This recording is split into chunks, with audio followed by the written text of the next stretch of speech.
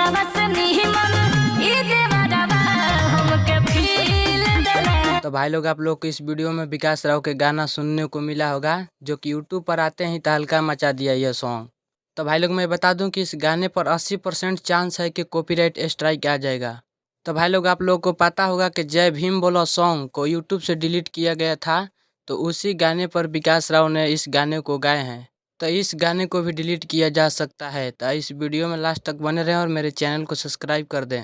Video को last तक देखें। और भाई लोग मैं बता दूं कि यह सॉन्ग आते ही पूरा यूट्यूब और इंस्टाग्राम पर तहलका मचा के रख दिया है। तो भाई लोग इस वीडियो को ज़्यादा से ज़्यादा शेयर करें ताकि विकास राव के विरोधियों तक यह वीडियो पहुंच जाए। तो भाई लोग एक और खुशखबरी बता दूं कि विकास राव का कल एक सॉन्ग आने वाला है, सैड सॉन्ग, जो कि गाने का नाम है सिनुरवा रे।